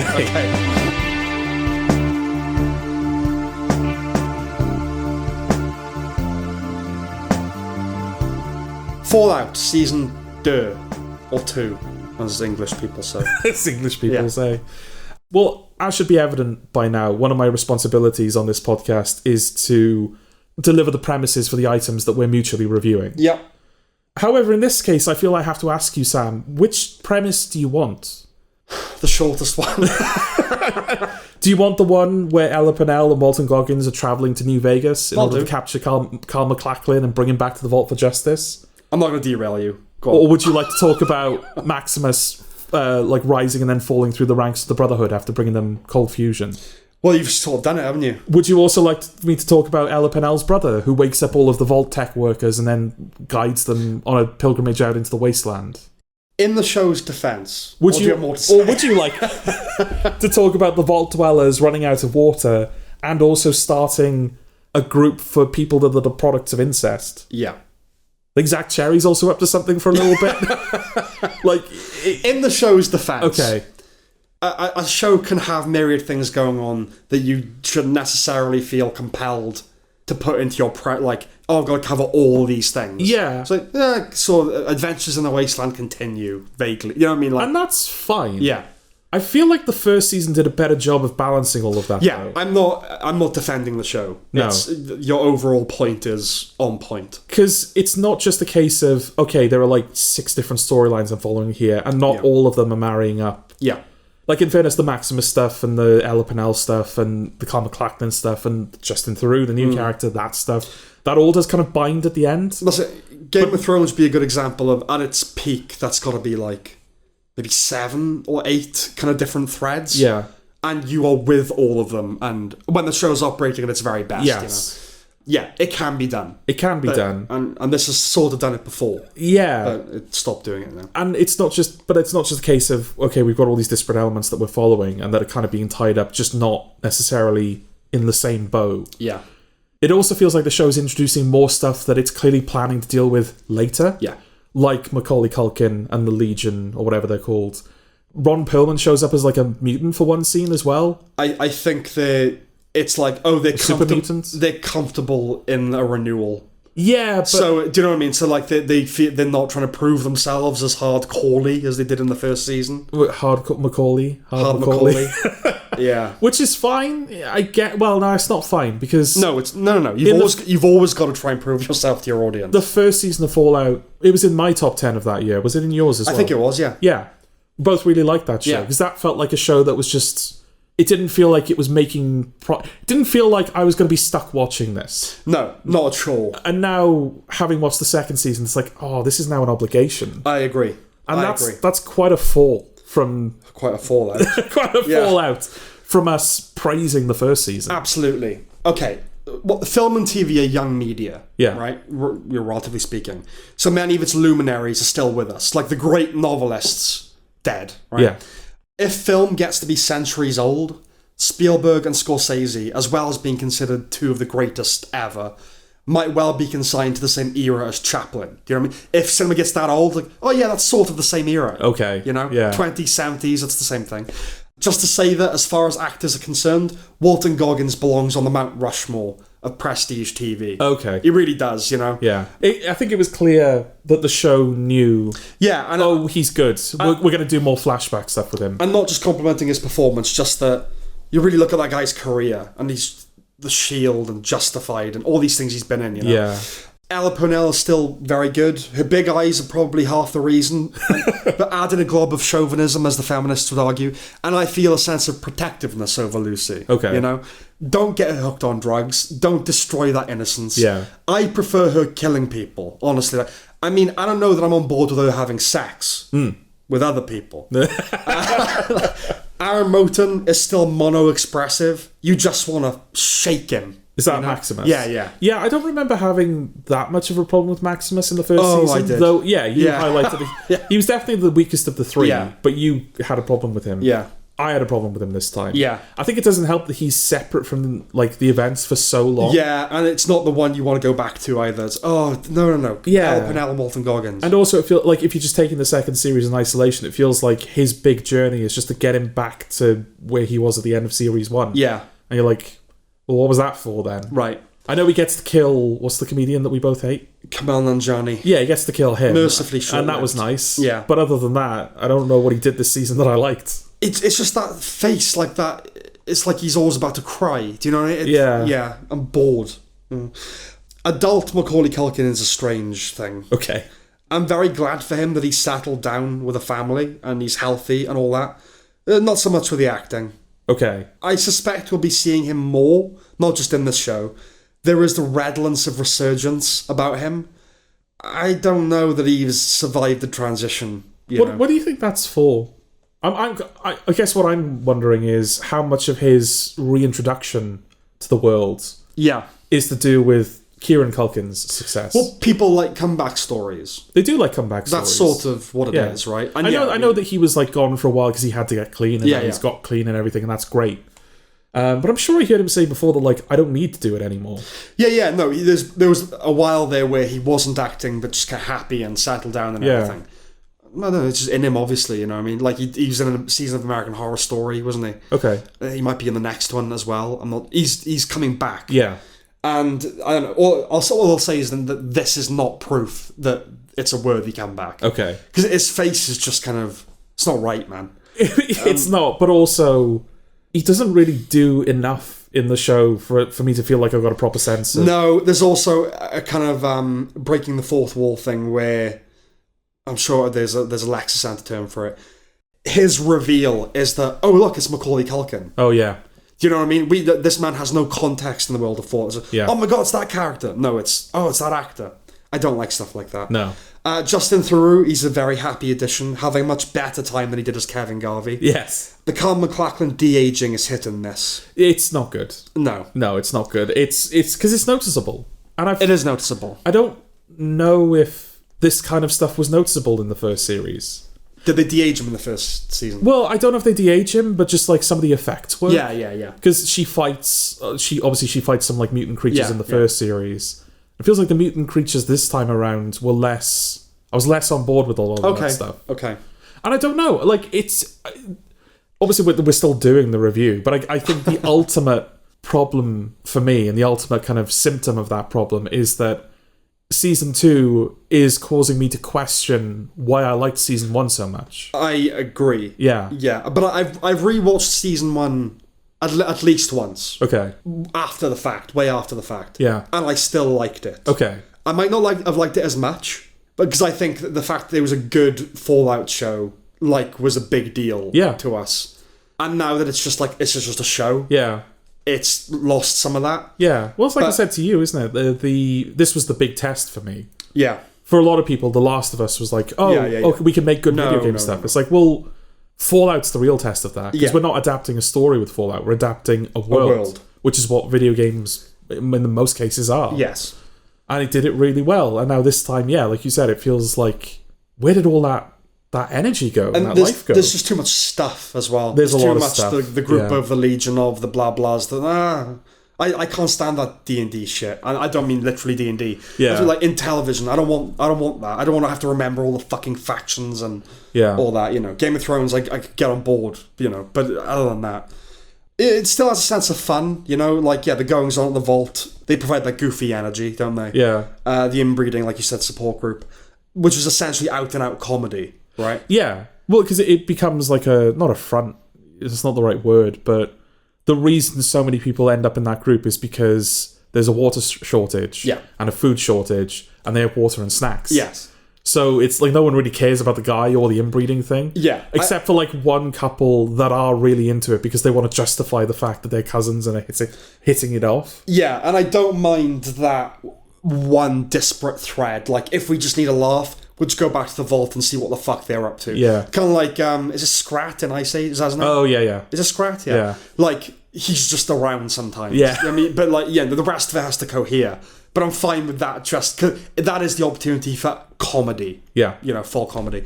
Yeah, less clean than the first season, less iconographic, less vital, naturally less novel, muddier, a lot more lore, like I said. So resultantly and unfortunately, my attention dwindled significantly over the course of the season. Also, my only real... You've got more of a relationship with Fallout than I have, because you played the third one. Yeah. I only played like the opening to the fourth one and got bored very quickly. Yeah. Kind of my own fault, because I ended up just like on a farm, just being told what to do. Okay. But also I was like, the fact that the game is like allowed me to get to this point makes me worry. Okay. So I won't carry on with this. So yeah, I don't have an attachment to... I love it. It's an open world universe, but you've managed to restrict yourself. Yeah. What's that, Dara breathing? I'm commuting. Yes. Just fucking... This is a feudal fucking... It's in The Departed. It's a feudal fucking enterprise. Yeah. Yeah, I don't have an attachment to New Vegas, but I get how big a deal that is to people because it's a celebrated title. Yeah. And even I'd feel like they didn't deliver on the promise of New Vegas. No, you're waiting for Vegas. It takes like half the season for them to even get there. Yeah. It better be good. Yeah, you have to put up with a whole episode of the Legion, who end up going nowhere, at least not yet. Yeah. It'll be in one of the 6 seasons they have planned or whatever it is. That is what they've said, yeah. Yeah. Yeah. You're like, oh. And then now, having seen the second one, Fallout Season 5 sounds ludicrous. Yeah. You know? No, it shouldn't last that long. Yeah. You know? 3, maybe. One more. Wrap it up. If only for the Walt Goggins flashback stuff. Yeah. Because at that point, that's become a vital component of the show. Yeah. How much more can they mine from that? I really thought we'd get that with Season 1. Ease us into, like, all that world building. Ease us into, oh, you can like this guy because, like, you see what he actually looked like.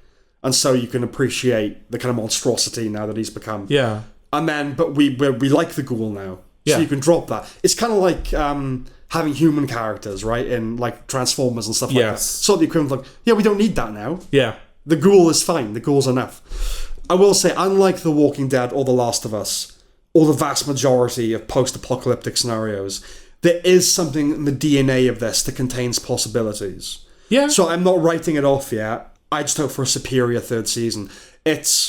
You feel like in this, the world can be saved, which you just don't get out of those other shows. And which is fine for, like, The Road, a book or a movie that's just dealing in, like, utter desperation and despondency. But The Walking Dead, it's like 12 seasons of just nothing, of going nowhere. And, this doesn't feel like that. So I credit it for that, at least. Can you recommend just a second season? I wouldn't... On the strength of this, I wouldn't recommend starting the show. No, this is a yellow card for me. Yeah, absolutely. It's kind of... The thing is, it's going to be up for the Game Awards Best Adaptation, because that's the kind of... this is exactly the kind of shit they're going to nominate. But, like, what else is there? I know there isn't much. I guess Return to Silent Hill. Yeah, exactly. Iron Lung will probably be up. Iron Lung will probably win. They'll win, yeah. Yeah, we'll get to Iron Lung. I think Street Fighter's coming out this year, Mortal Kombat 2. There's enough. Like, Devil May Cry's got a second season in a couple of weeks. But we want enough that there are enough good ones, right? No, I know what you're saying. But I feel like this is going to be up. This will be up. This is a well-reviewed... This is critically acclaimed. Yeah. We're in the minority here. We are in the minority, and so I hope that doesn't cloud their... I hope they realise that they need to pick the pace up again now. Yeah. Because this really did feel like, by the end of season 2, it did feel like a lot of dicking about. Well, for that broke into awards. That was up for Emmys. I don't think it'll be up this time. It won't. No. I really highly doubt it, and that might be the wake-up call. Yeah. Now, there's a lot of TV, sometimes just great show. Mr. Robot, after the first season, just vanished. Yes. Which is not a reflection of the show, on the show. Maybe season 2. That is its weakest season. It is its weakest season, yes, but not enough. I don't think enough of a dip. Like, this is when, like, every season of House of Cards is being nominated. Okay. It's like, not enough of a dip that it goes, oh yeah, fuck that, that's gone now. Yeah. Absolutely not. And not the performances, at least. Like, they're the things that stick around. Anyway. Yeah, no, like you said, yellow card. Yeah. And we'll see.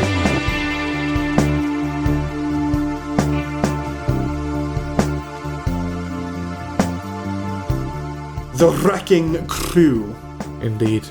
Dave Bautista and Jason Momoa are thrust together into a buddy cop movie by Amazon. I mean, by news that their father has been murdered.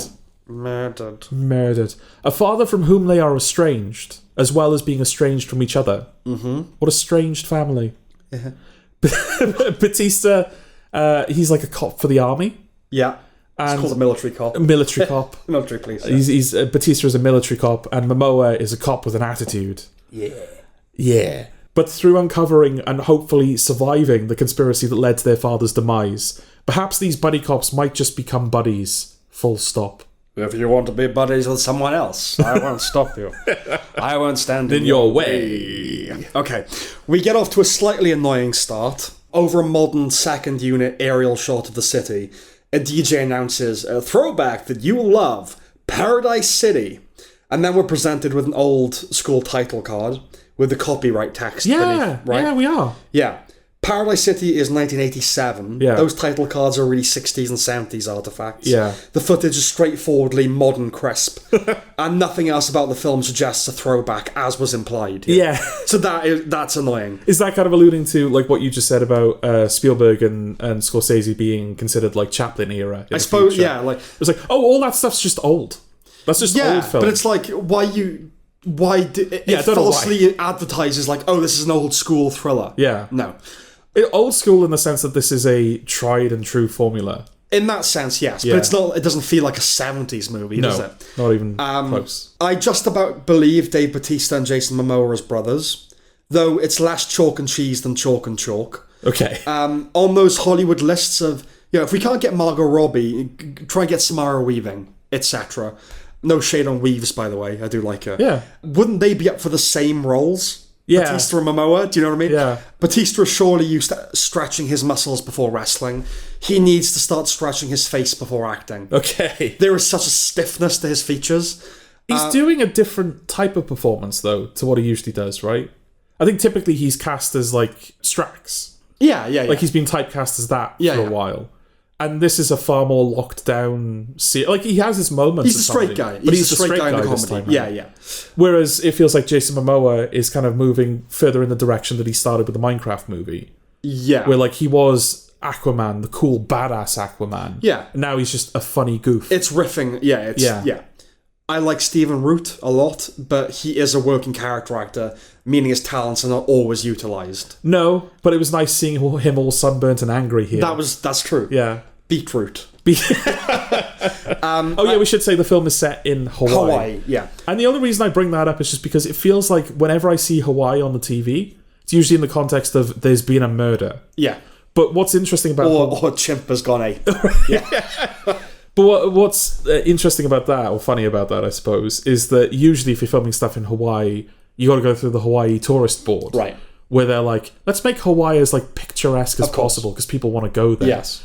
So they're showing like all these beauty shots of Hawaii and then they're like, oh, all the murder that's happening. Yeah. I'm like, I don't know if I want to go to Hawaii at the moment. I really can't stand Jacob Batalon or Batalon, whatever his name is. What's that? Really can't stand it. The Spider-Man guy. Oh, he can't do parkour. I can't. I hate him. Well, he's just been typecast as that now. Yeah. He is Ned or whatever the character's called. Yeah. And I just fucking knew that Yakuza Fag was a K-pop or K-Rock guy. Which is he? Yeah. Okay. Momoa's playful burnout routine grows quite tiresome, as does the same old improv shtick. Yeah. So like when he turns up, Batista's like, should ask why you look like a gorilla at a gay bar. To the film's credit, it's not replete with it. No. I don't know that it is improvised. I don't know the cut of Mamista's comedic chops. Yeah. But it's made to feel like it is. It's got that American flavour, you know? Yeah. Which is almost more egregious, right? If it's not improv, but it's made to feel... everything should be made to feel improvised in a way, right? I'm talking about that specific brand flavour. of improv. Yeah, no, absolutely. There's a distinction between a stand-up convincingly falsifying spontaneity and this. Yeah. You know? I would rather be convinced of your rigour. Yeah. You know?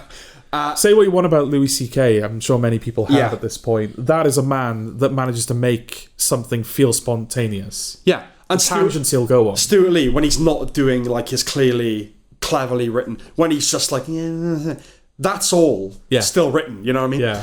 And I'm all for lambasting woke cliches, but when I see it being done in mainstream films, like characters saying, I'm triggered, it just feels lazy and boring, you know? A dude that we think might be a bad guy gives Momoa 7 days to leave Hawaii. Isn't it usually 24 hours or 48 hours? Yeah. And I know that's hackneyed. It just seems a convenient amount of time to wrap up all your business and reconnect with your brother. Yeah. You get a week, you know what I mean? Also, you were talking about the head of the Hawaiian mafia, or whoever he's supposed to be. Yeah. Right? The guy with the mustache and the beard. Yeah.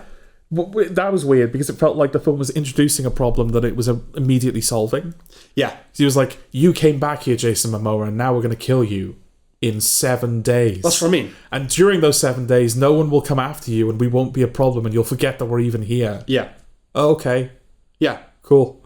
Thanks. It's meant to be this overhanging threat, but that you do forget about it. I'm bored of saying the villain twist was obvious, but the villain twist was obvious. Oh, obvious McBad guy. Yeah. When he gives that speech at the funeral and he's a family friend and also the governor. And not really providing much of a reason to be in it. Yeah, and not being introduced prior to that in the slightest. And it's like, now family friend, obvious McBad guy. Yeah. To talk about my father that he killed. Yeah. And also like a very... I think he's a Maori actor. I could be wrong there. Okay. But he's like the go-to Maori actor. He played Jango Fett in... Bojack. Bojack Fett in Star Wars LA. Right. Yeah, I miss stunts and squibs, actual stunts and actual squibs. Yeah. You know? That highway battle is a low-level atrocity. It's all just like CG shit. It is bad. There was a scene earlier on in the film, though, where... involving cars. Yeah. Where I think the cars have collided and they're kind of spinning in the streets.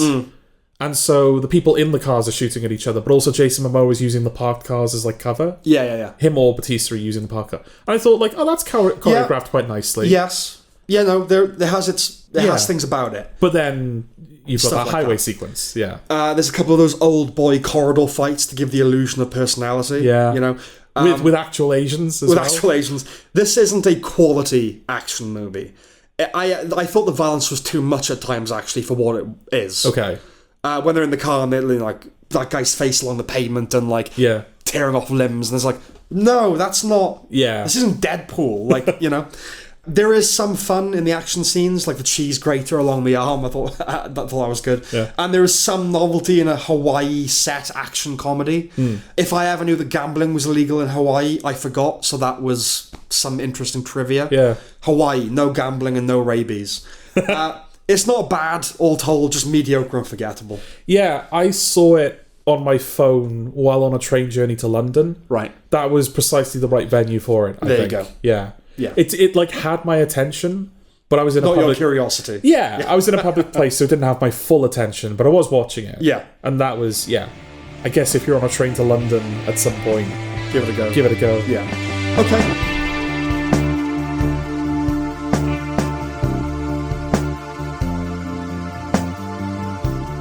"28 years later, the Bone Temple."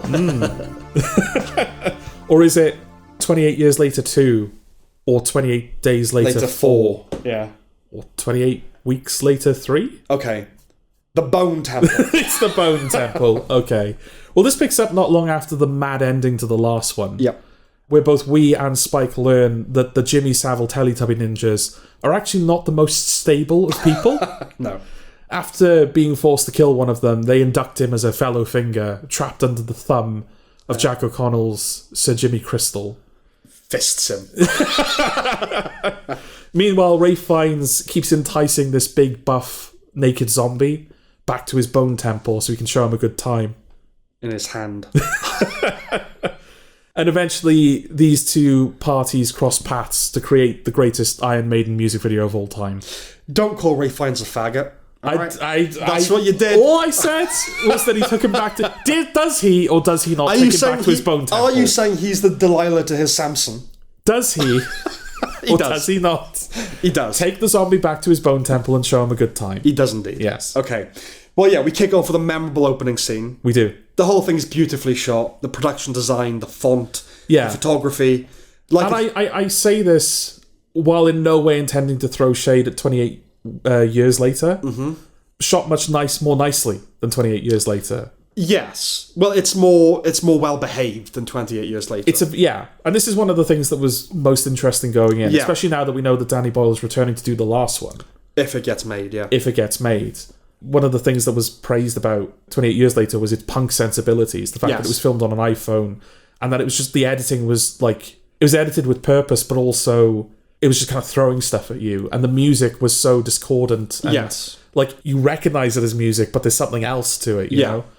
And as you say, this film, it's more, for lack of a better word, traditional in its methods. It's more composed, and I think it's because we'll sort of get to it, but it's a slightly darker tale, you know.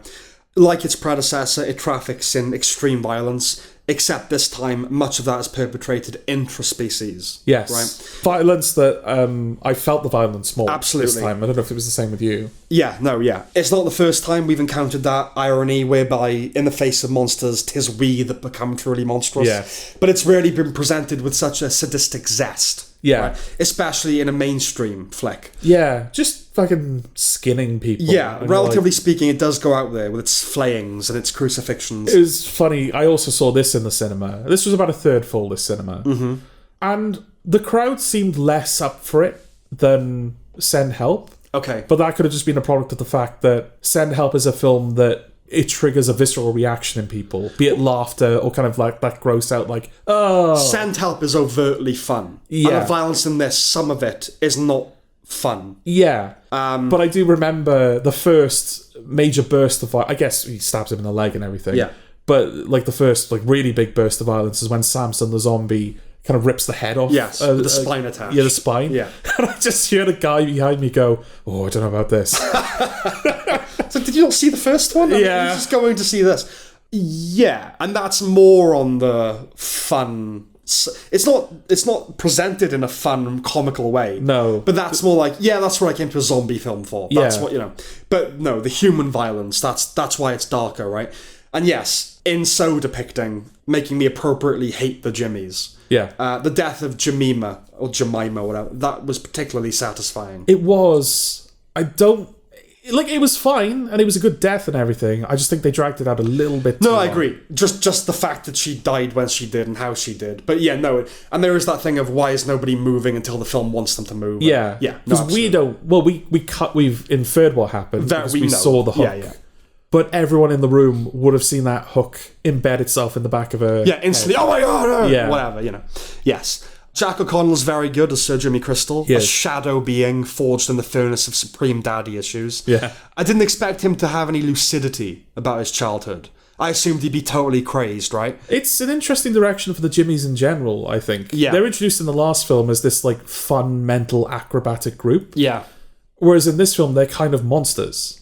Well, in a way, it reminds me of... I know it's not the same, because Boyle he's a producer and he's invested in this trilogy. But Aaron Sorkin at the end of The West Wing. Like, okay, president has to leave office, there's no vice president, Earth is scorched, do what you want with season 5. Yeah. And it's kind of like dropping that in at the end of the first film and going, deal with that in the second one. How are you going to deal with that in a serious way? To which Nia Costa's response, or DaCosta's response was, no. Yeah, exactly. No, I just make them evil. Yeah. And it's not... I don't mind that direction. No, because no. They do it effectively. This film is about evil. Yes, and they are noticeably more, again, word chosen very carefully, grounded here, aren't they? There's no acrobatics. No. They are They're just skilled with a knife. Yeah. That's as far as it goes. But yeah, no, it turns out that Sir Jimmy is little more than a post-Diluvian Hubbard. L. Ron, not Mother. Right. A cultic hoodwinker, using what he knows as untruth to foment zeal in his acolytes, deploying the call and response, "How's that?" as a neo-theocratic salam alaikum. You know what I mean? I enjoyed his telling of the Teletubbies or Teletubbies story. Yeah. You get the sense they must often be delivered as sermons. You know what I mean? Yeah, these kind of mythical beings that once were. Yeah, and, you know, Tinky Winky appeared and said unto them, sort of thing. And I'd never before considered the drost effect of the Tubbies' viewing habits. That they're watching themselves, you know? Yeah. I never thought I'd hear Ray Fiennes singing and dancing to Duran Duran. Yeah. Nor see his Elder Wand again. He previously withdrew it for a bigger splash, as it goes. Ooh. That man needs to be serenaded whenever possible. Yeah. Not only is he one of the best working actors and one of the best actors to never win an Oscar, but he's just so versatile. For a Shakespearean thespian of his caliber, the fact he can do and does things like this is so commendable. Yeah. You know what I mean? Just so up for it. Yeah. As well. Yeah. And while it's upsetting that, spoiler, Kelson, his character, is gone, he's the one that's going to end up saving the world, right? I hope so. Yeah. There's a small part of me that thought, like, oh, maybe either Samson won't come back now. Yeah. Or he'll just be out there somewhere. And we'll be left with the knowledge that, like, oh, there's a cure that can be found. But it will remain unknown. It's hard to imagine this franchise ending with everything okay. Yeah. But I can imagine that the mission being, we need to get Samson to people that can do something about this, right? Yes. A contender for the best scene in the film is his Luciferian performance, like you said, to Iron Maiden's Number of the Beast. Oh, yeah, that got a reaction out of people. Like laughter? You could just tell that, like, people were enjoying it. Just enjoying it, There was just this kind of, like... It's like the room, like, breathed a sigh of relief almost. It's like, oh, we all know we're all into this now. But that's good, because I think that's an interesting... You don't know what you're supposed to make of that scene, really. No. But it is funny, Yeah. you know? And he can put on a good show, that Ian, you know? Yeah. It ties in nicely with... Yeah, because Jack O'Connell didn't ask for any of that. No. He just was like, oh... just convinced them you're the devil. Basically. Yeah. It ties in nicely with the Savile thing, because it plays into their ignorance, right? None of them would have been old enough to know Iron Maiden. Yeah. Basically any music. Having to pretend to be the devil is a great idea. Yeah. There's Voldemort, Amon Gert, Satan. That's the fine triptych. Well, also just the fact that he's mistaken for the devil because of the Bone Temple and because of his orange skin. Yeah. Which has all been given context in the last film. And, like, I guess it made me think, oh, yeah, I didn't think of that. Yeah, was this planned from the first one? Yeah. Because now it seems so obvious. It's more impressive if it wasn't. Yeah. Right? Like, rolling with what they had. But yeah, he's the go-to guy for archetypal evil, it seems, as Fiennes. The film is really starkly about good and evil, like I said. The way Kelson turns Jimmy's charade against him is masterful. When he responded, "Oh no, you fiend, you've properly turned the tables round on me," I laughed out loud, just like how kind of camp it was almost. I gotta say, and I know he's done much worse to people, I actually did feel bad for him when he was on the cross. Right. I did. Even with a brute like him, you'd have to be heartless not to feel something for the hopeless desperation that makes you cry for your mum. Do you know what I mean? Samson has to be one of the most iconic zombies in movie history now, right? Yeah, I really liked Samson in this. Not just the character, but like I think the guy plays him perfectly. Yeah. He really nailed it. Really cathartic ending as well. Like a nice ending where he kind of realises. That is a storyline that could have come across as so goofy if done incorrectly. The fact that, not just that the zombies high for half of the film. Yeah. And that it turns into like this buddy romance between the two of them. Yeah, like almost. My dinner with zombie. Yeah. That was the stuff where it was like, I'm curious what the other people in the cinema think, because I'm really enjoying this, but I can't tell if anyone else is. Yeah. But when it became clear that's the direction that part of the film was going in, I was like, okay, I'm totally on board with this. Absolutely. But then, when he spoiler alert, when he speaks, not just words, but by the end of the film, full sentences, that could have totally ruined the film. Yeah. And it doesn't. It's powerful. No, it is, yeah. Yeah. It really is. And I like that reveal of how the infected see humans. Yeah. It reminded me of the effect of Scarecrow's toxin in Batman Begins, you know? And, of course, old Killian pops up. I was going to say, appropriate, of course, because this is the film in which he returns. Yeah. He pops at the very end with what's intended as some ironic commentary on the post-war death of fascism. just before we bow out with John Murphy's classic In the House in a Heartbeat. Hearing that in the cinema was a treat. Yeah, that was welcome. Yeah. I gotta say, it's fan service, yeah, but who cares, you know? Well earned at that point. But also, it's like It was a victory lap, basically, because the film had already like gone out on a high. But also, say it's in the first and second ones. It's not in years later. No, that's it. Like, can you even call it fan service? It's just the theme. You know? Yeah. Alex Garland has delivered another sterling script for the franchise. Nia DaCosta, whose work I've not enjoyed before, the Marvel's Candyman, does a fine job. It didn't lose anything for me in not retaining the balls out direction of the first. This is a slightly different vibration. Yeah. That said, in my estimation, it's not quite as good as the first. It just didn't have as many interesting ingredients in the pot for me. But that's not to damn it. It's a very, very good film. But like the first one, that stuff with, like, in the commune, like how the pubs are like old knees up northern pubs. Yeah. Just these little ideas. There was more of those in the first one, you know what I mean? But it was the first one. So there's that as well. And I think I like the punky thing a bit more than the more somber tone of this one. Yeah. I like that Danny Boyle, fuck it, I'm doing what I want to do. Yeah. I'm doing the acrobatic circus music thing. Yes. You know? But yeah, let's just hope they stick the landing with a third for like a really great trilogy. Yeah. You know? And it'll be interesting to see whether it's just 28 years later again in style. Yeah. Or whether he shakes up the formula again. I kind of want him to do that. Yeah, I kind of like the idea of these three films being totally distinct 100%. Stylistically. It would be strange now to go back to the zaniness of the first one. Yeah. And Boyle is also very versatile. Yeah. He does loads of different He's types the of filmmaker movies. to do that, to Absolutely. make something that's just like totally different from its forebears. To do Steve Jobs and Sunshine and Trainspotting. You know? Yeah. I'm just trying to think whether I agree with you in the you preferring the first one to this one. No, I do, honestly. No, I believe you do. I don't know if I do. Well, I think a lot of people don't. Yeah. I think a lot of people prefer Bone Temple. Yeah. Yeah. There are different reasons to like it, which is interesting, Yeah. again, given that it's not just the same franchise, but the same story. Yes. This is like decisively the middle chapter of a story. I don't think you could just watch this one. That's the thing. It is the middle chapter. Yeah. It's not The Dark Knight to 28 Years as Batman Begins. It's not that. Yeah, I mean, the first one also had Jodie Comer and Aaron Taylor Johnson, and Alfie Williams is really like the star, and he isn't in this. Again, interesting that he's kind of taken he's a side character now, basically, which works, I think, for the story that they're trying to tell. I don't know if there was any room for him. And we've already had his story. No, we have, and the third one will present all the main characters that are alive are going to band together, right? Yeah. To fight someone? All the villains are gone now. Yeah, introduce a new villain, or just the sheer, we need to, children of men, we need to get Samson out of the country. Yeah. In the face of all this fucking zombie. For now, I'm going to say that I prefer this to 28 years later. Yeah, and I don't hold that against you. No. You know what I mean? It's like, valid. But you do. No, that's totally valid. Yeah. It's just that slight... I don't know, usually I think it would go the other way. I think, generally speaking, I tend to favour the more somber things, and you tend to favour the more stylistic kind of... But no, this is one where the zaniness of the utter, like, it's a mainstream horror movie, but we're doing this. Yeah. I admire that a great deal more than... Not to say there's no zaniness in this one. I mean, the whole Iron Maiden thing is bonkers. Yes. But, yeah, I'm just a bit more fan of Boyle's direction than of DaCosta's. Okay. But, they're not far apart. No, they're not. And I think for the moment, I think we can both say confidently that this is our favourite film of the year so far. Yeah, absolutely. The year. I hope it's still there at the end of the year, but also how great would it be if it isn't? Yeah, no. That there are going to be at least 10 films better than this to come. But we know better by now. Yeah, of course, That it could well be in there. Yeah. Okay.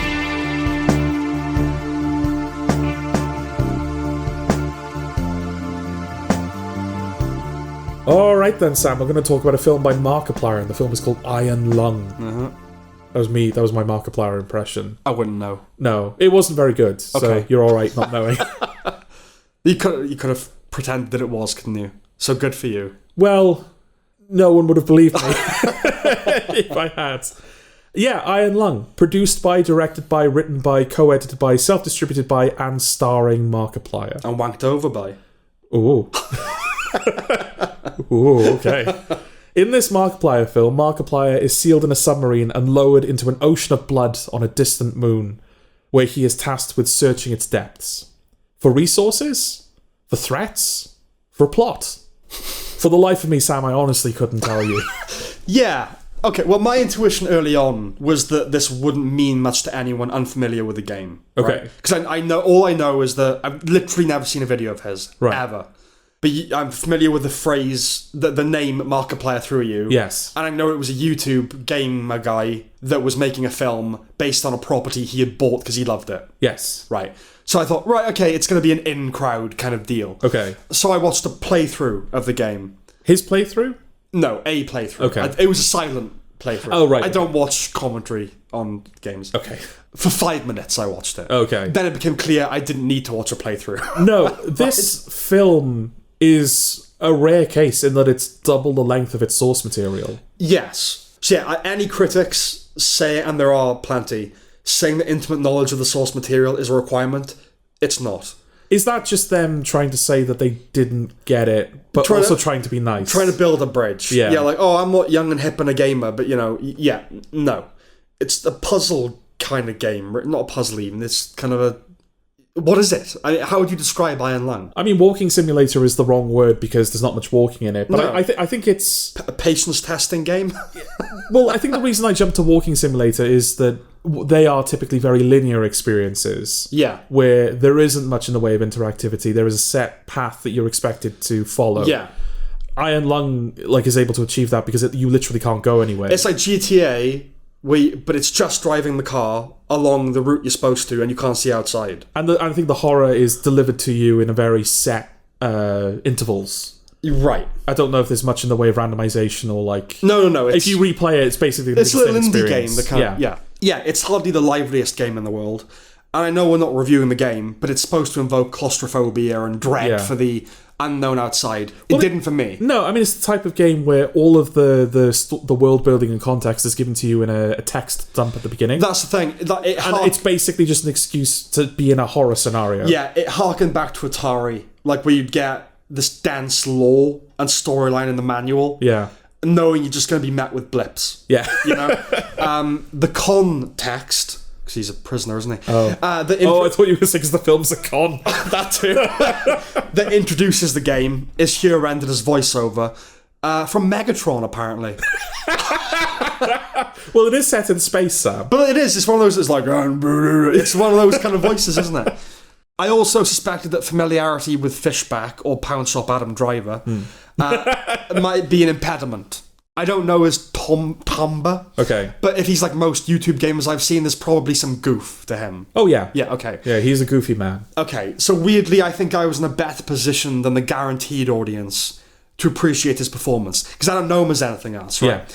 He's not good. Okay. Especially when he tries to cry. It's embarrassing. But his fatal flaw as an actor is an inability to modulate. It's 0 or 100. Yeah, he's shouting or he's not shouting. Yeah. I know that's that's most people, but no, you're right. Intense. He's got two notes. Or give me what I want. Is he putting that? Is he affecting something? Because it sounds like he's trying to sound more like awesome.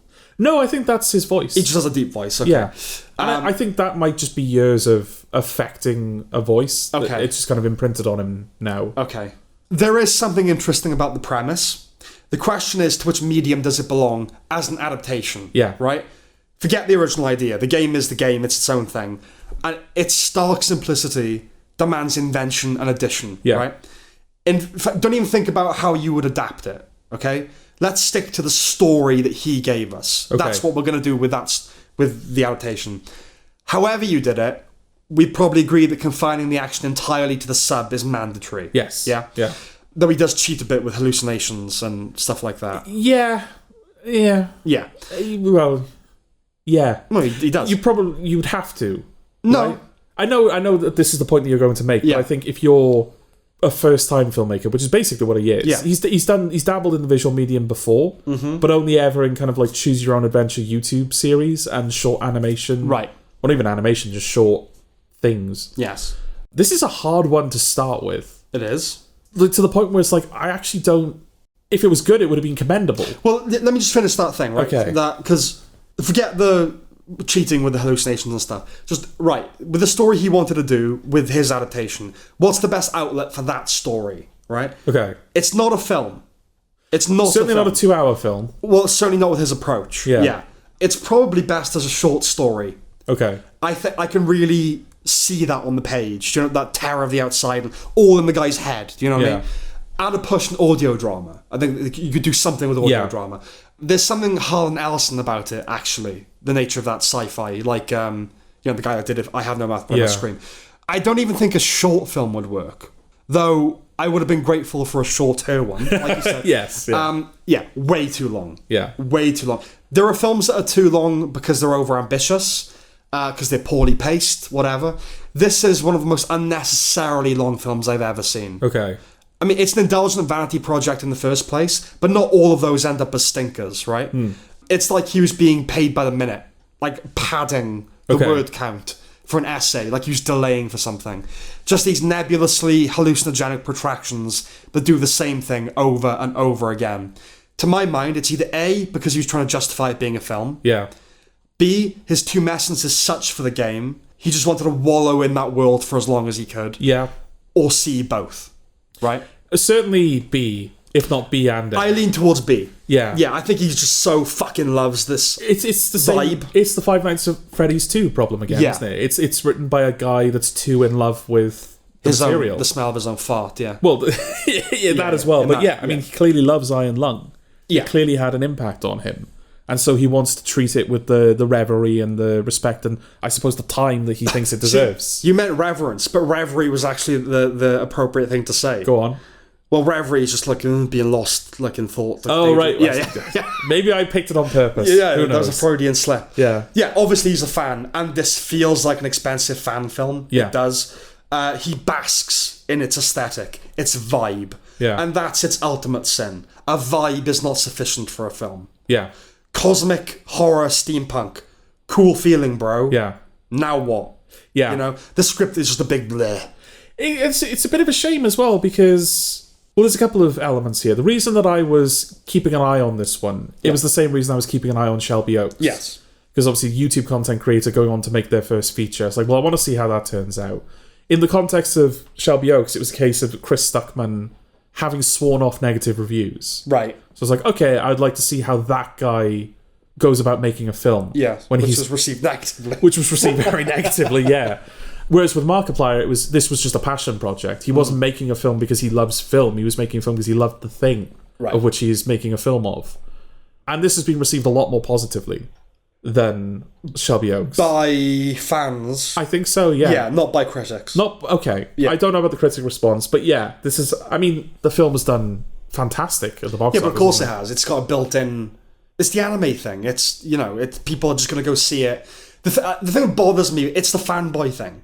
It's just admit that it's not a very good film. Do you know what I mean? Yeah. Like, all the things I see, people just defending it. Like, oh God, all these critics saying it's boring and pointless. That's the point, man. It's like, no, it's... Yeah, and I appreciate, like, oh, you like the guy, you want to support him, whatever. Fine, pay to go see the film. You don't have to lie or be deluded, like, oh, it's fucking great, man. Oh, good for him, he made a film. Which was sort of... Wasn't that kind of the marketing around... Shelby Oaks became that, like, look, just be happy for him. He got a film made. So what? I gotta fucking pay money to go see it. Yeah. It's not for him, it's for me. Whereas it feels like Iron Lung has been able to achieve that organically. Right. I don't know if it was planning to be released in the cinemas, but then a couple of cinemas picked it up and sold out tickets instantly. Right. So that's what kind of led to a proper cinematic run. Mm-hmm. And I think now he's pulled it from cinemas and he's like, I'm going to put it on streaming soon. Yes. So it's available for people to see it. But yeah, it seems to have generated a positive response and kind of like good for him. Like that narrative seems to have built organically around Iron Lung. Okay. But yeah, I mean, and one of the reasons I was keeping an eye on it as well is because it's such a difficult thing to adapt. Yeah. How is this guy that, as far as I'm aware, doesn't have much experience in like building those kind of stories? How is he going to cope with it? Right. I think ultimately he didn't do a good job. Yeah, you seem reticent to criticise it. Well, because I think there are little things in here where it's like, okay, it's not a total write-off. No, it's not a total write-off. I'll finish by saying this, right? Yeah. It's technically sound. I'll give it that. I think it's probably within him to make something good. Yeah. I didn't leave going, oh, he is just terrible. Yeah. Assuming he stays behind the camera. He shouldn't be acting. Okay. But just as a director, I think... There are enough signs here that he could maybe do something good. Yeah. But this is not it. No. And yeah, so there are little things that we can commend. Like I think you're going to mention The camera. yeah. Yeah, because I don't think that's part of the game at all. No. But that's taking an element of the game world, doing something new with it that makes perfect sense. Yeah. It's actually building on not necessarily the mythology, but it's building out the world quite organically. Yes. The reason that we're talking about it is because he has a camera on the sub, so he can take photos of what's in the ocean. But obviously, he's in an ocean of blood. Yes. So they need to use a radiation camera to penetrate the blood and to produce the images. He is pulled up to the surface at one point, so they can repair the sub. People are ignoring him, so he's trying to get their attention. So he takes a photograph of the outside, just so the flash will catch their attention. And immediately the reaction is, "What the fuck are you doing?" He's like, "I'm just trying to get your attention." It's like, that camera's radiation. You've just radiated all of the people in this room. And he's like, "Oh fuck, you just killed everyone. You just killed us all." And he's like, "Oh fuck, I didn't even realise." Yeah. That's a good, great example of adapting something well. Yes. Doesn't go anywhere. No. And he does feel like he apologizes for. I know you would be apologetic. Yeah. But he just keeps apologizing, and she keeps going, "Yeah, whatever." Yes, fine. Whatever. Well, shut up now. Yeah. It's a thread that doesn't go anywhere. But it's like little moments like that. Where it's like, okay, this like. Yes. I mean, I believe that he would have thought about the film, and it's unfortunate that he ended up with a script that maybe feels like it wasn't thought of that well. No, and it's always worth highlighting the little positives in something. Yeah. But we're not saying that therefore a good film it makes, right? It's a bad film. You'd agree with that? It is a bad film, but I think it's in the same way that just going, "Oh, this film is rubbish," isn't that productive. See, I genuinely lean more toward that. Like, even though I'm saying that I think there's something good in it, you can do something good. This is a film I would just go, "Yeah, it's rubbish." I wouldn't go, it's got a few things. Most awful films have something going for them. Yeah. There's not enough that makes me not go, "Yeah, it's rubbish." And if I was speaking to a potential audience for this film, like if I was just like, "Oh, do you recommend going to see Iron Lung?" No, it's not very good. You don't need to see it. I would leave it at that. And I'm not going to see it again. Yeah. To me, I'll just go, "Yeah, that was a bad film. I don't need to see it again to know that." Yes. But the people that are out there going, "Oh yeah, no, it is a good film. It's supposed to be boring and whatever." Yeah. I imagine they're the kind of people that would go, "Well, you just saying it's a bad film is reductive." And I see what you're saying. I would say that just saying it's a good film is equally as reductive, because we're not acknowledging in the same way. No, of course, that, we are reviewing it. Yeah, I mean, we're reviewing Yeah. it, but in the same way that you've kind of said as well, it's good for us to acknowledge what he did right. Yes. If you came out liking the film, it's worth acknowledging what he did wrong. Yeah, you got to be honest about it. Yeah, because that's good for him. Yeah, of course. If we're going to stick with this narrative of ultimately this is all for Markiplier's benefit because it's good that he made something that's done well, well then it's good to know what he did wrong so he can do it better next time. Well, yeah, I don't care about Markiplier, obviously. Yeah. If it's an interesting thing on an industrial level, it's that a guy can do a thing. If he's rich, if he's fucking really rich. Yeah, of course. But he had the resources. I mean, the most fake blood ever used in a film? Yeah, for one. Smash the record. It's for one. It's for one scene. And it's because it's an ocean, which is technically it is the most, but when you picture most blood ever used in a film, you want to see a lot of squibs. I feel like I saw more blood in Send Help. Exactly, yeah. But this actually used the most fake blood. Yes. Like hundreds of thousands of gallons or something ridiculous like that. Yeah. So I guess that's it, right? Yeah, I mean, obviously don't recommend it. No, not at all. I didn't enjoy watching it. No. I did feel like the film wasted my time. But also... We're saying that he might have some talent in him to make something good. Yeah. Okay, I think that's a fair... I think so. Stop point. Okay, we'll see you next time then. Oh, okay then. Yeah. Bye! Bye-bye.